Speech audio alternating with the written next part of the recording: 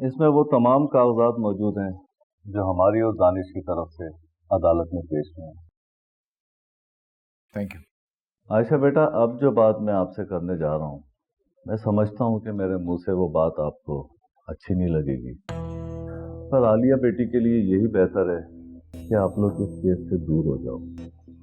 वो लोग बहुत खतरनाक हैं।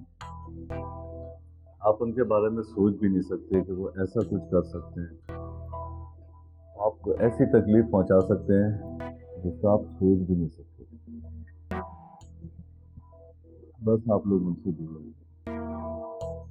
जो खौफ मैं अभी आपकी आंखों में देख रही हूँ, इंशाल्लाह एक दिन आएगा